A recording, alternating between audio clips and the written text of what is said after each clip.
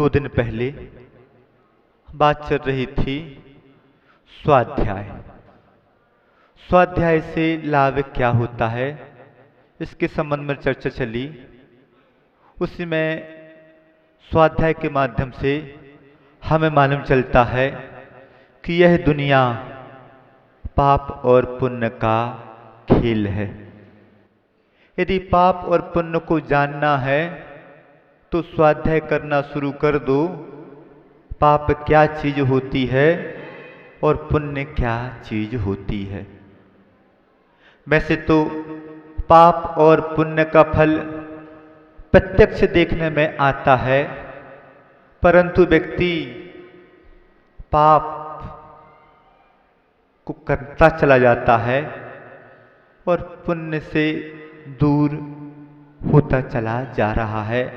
आज की इस भागम भाग की दुनिया में, विषय भोगों की दुनिया में आदमी अपने पुरुषार्थ पर तो भरोसा रख रहा है, करता है, परंतु पुण्य को वह ही समझता चला जा रहा है। पुरुषार्थ कितने ही क्यों ना कर लिया जाए, यदि पुण्य ना हो तो वह पुरुषार्थ जो फल देना चाहिए वह फल नहीं दे पाता। जिसके पास पुण्य होता है, एक चिरैया बनाने से, सिग्नेचर करने मात्र से लाखों कमा लेता है, और एक व्यक्ति मजदूरी कर रहा है, दिन भर पुरुषार्थ कर रहा है, परंतु पुण्य ना होने के कारण 100-200 रुपये ही कमा पा रहा है। और वह 100-200 रुपये कमाने के बाद भी व्यस्तों में उसका पैसा जा रहा है। आदमी यदि अपनी जिंदगी को समझे तो प्रत्यक्ष मालूम चलता है कि पुण्य क्या चीज है और पाप क्या चीज है। जब तक हम पुण्य और पाप को नहीं समझेंगे तब तक पाप को ना तो हम छोड़ पाएंगे और ना पुण्य को हम ग्रहण कर पाएंगे। एक आदमी एक पौधे को पानी डाल रहा है, खाद दे रहा है, देखभाल कर रहा है। दूसरा व्यक्ति आया, उससे बोलता है, क्यों भाई, क्या कर रहे हो? तो बोलता है कि मैं इस पौधे को, जब यह पौधा बड़ा हो जाएगा तो मुझे यह आम का फल देगा। बो रहा है बबूल के पेड़ की देखभाल कर रहा है और चाह रहा है आम को प्राप्त करना। क्या प्राप्त हो सकता है? नहीं, प्राप्त नहीं हो सकता। क्यों नहीं हो सकता? क्योंकि कार्य ही उल्टा है। हम अपने जीवन में सुख शांति प्राप्त करना चाहते हैं, धन संपदा को भी प्राप्त करना चाहते हैं। धन संपदा तो बहुत कुछ प्राप्त हो जाती है, परंतु सुख शांति प्राप्त नहीं हुई तो क्या कारण रहा? हमारी क्रियाएं उल्टी हो रही हैं। आदमी आम का पेड़ लगाए और आम का फल प्राप्त हो तो आम का पेड़ लगाना श्रम साध्य भी है और समय भी मांगता है। और बबूल का पेड़ लगाए बिना किसी पुरुषार्थ के, बिना किसी देखभाल के बबूल उग आता है। परंतु क्या किसी व्यक्ति को देखा कि उस बबूल के वृक्ष की छाया में जाके विश्राम करे? बहुत एक आध व्यक्ति ऐसा होगा कि बबूल की छाया में जाके बैठ जाए और सोच ले कि मुझे कुछ यहाँ पर छाया मिले। वहां पर छाया तो नहीं, कांटे जरूर मिल जाते हैं। ऐसा ही हमारा जीवन है कि आम तो हमने लगाया नहीं, सुख शांति चाहते हैं बबूल के वृक्ष के नीचे बैठकर। जब तक हमारी मानसिकता ही उल्टी रहेगी, सुख शांति की प्राप्ति हमारे लिए भूतो न भविष्यति। हर आदमी जीवन जी रहा है, परंतु जिसके जीवन में शांति नहीं है उससे पूछा जाए कि क्यों भाई, कुछ आनंद आ रहा है? तो वह इतना निराश हो गया है, इतना निराश हो गया है कि ऊपरी ऊपरी तो बोल सकता है कि हाँ जीवन में आनंद आ रहा है, परंतु उसके जीवन में किसी प्रकार का कोई आनंद है ही नहीं। तो हम जो मंगल हमारी आत्मा को ऊंचा उठा दे, हमारी आत्मा को पवित्र कर दे, उसको पुण्य कहते हैं। और हमारी आत्मा को जो पतित कर दे, नीचे गिरा दे, उसे पाप कहते हैं। आत्मा, किसी व्यक्ति ने कहा कि चाहे पुण्य हो चाहे पाप हो, एक सोने की बेड़ी है, एक लोहे की बेड़ी है। अब बताइए कि दोनों व्यक्ति लोहा पहने हैं और सोना पहने हैं, क्या दोनों बराबर हो गए? नहीं, दोनों बराबर नहीं हुए। जब दोनों बराबर नहीं है, प्रत्यक्ष देखने में आ रहा है, तो हम क्यों मान लें कि हाँ संसार अवस्था में दोनों बंद है, परंतु एक पुण्य फला अरहंता, एक पुण्य अरहंत फल की, अरहंत पद की प्राप्ति करा देता है और एक पाप नरक की भी प्राप्ति करा देता है। दो राहगीर हैं, जा रहे हैं, रास्ते में थकावट महसूस हुई। एक व्यक्ति वृक्ष के नीचे बैठ गए, थकावट महसूस दूर कर रहा है, और एक व्यक्ति धूप में बैठा हुआ है। दोनों क्या एक हो गए? दोनों एक नहीं हुए। तो जब तक हम अपने उस पाप और पुण्य को सही तरीके से, सही रूप में नहीं जानेंगे, तब तक हम अपने जीवन से खिलवाड़ ही करते रहेंगे। शुभ अवस्था में, शुद्ध अवस्था में शुभ उपयोग और अशुभ उपयोग दोनों हे हैं, परंतु कैसे हे हैं कि जब तक हम अशुभ को नहीं छोड़ेंगे, तब तक हमें शुभ की प्राप्ति हो ही नहीं सकती। और जब तक हम शुभ को बढ़ाते नहीं चले जाएंगे, तब तक हमें शुद्ध की प्राप्ति हो ही नहीं सकती। शुभ को बढ़ाना, शुभ को अशुभ के जैसा हे नहीं मान लेना। संसार अवस्था में पुण्य हर व्यक्ति को अच्छा लग रहा है, परंतु पुण्य को वह कर नहीं रहा, और पाप हर व्यक्ति को बुरा लग रहा है, परंतु पाप को वह छोड़ नहीं रहा। पाप का फल किसे अच्छा लगता है? पाप का फल किसी व्यक्ति को अच्छा नहीं लगता, और पुण्य का फल हर व्यक्ति को अच्छा लगता है, परंतु पुण्य की क्रियाएं कोई व्यक्ति करता नहीं। अब जब सोच लीजिए कि हम पुण्य की क्रियाएं ही नहीं करेंगे, तो क्या पुण्य के फल की प्राप्ति होगी? नहीं, पुण्य के फल की प्राप्ति नहीं होगी। और पाप की क्रिया करते चले जाएंगे और पाप के फल को ना चाहें कि पाप का फल ना प्राप्त हो, ऐसा क्या कभी हो सकता है? ऐसा कभी भूतो ना भविष्यति। पाप अच्छा था, एक हाइकु है, पाप अच्छा था, पाप के फल को मैं सह ना सका। पाप करने में तो अच्छा लगता है, हर व्यक्ति को पाप अच्छा लगता है, परंतु पाप का फल जब आता है, प्राप्त होता है, तो क्या व्यक्ति सह पाता है? नहीं, व्यक्ति सह नहीं पाता। पाप हम करते हैं तो मुख्य रूप से किस कारण से हम पाप कर रहे हैं? दो बात आती हैं यदि देखा जाए कसाय के रूप में, तो एक लोभ कसाय सबसे ज्यादा पाप करवाती है, और दूसरा मान कसाय सबसे ज्यादा पाप करवाती है।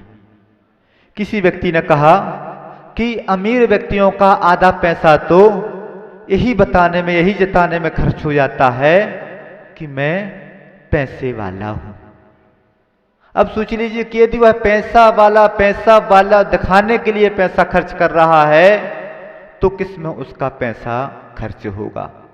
और यदि वह दान के क्षेत्र में भी खर्च कर रहा है, और एकमात्र अपनी मान कसाय को पुष्ट करने के लिए पैसा खर्च कर रहा है, दान कर रहा है, तो क्या उसको उतना लाभ मिल पाएगा जितना मिलना चाहिए था?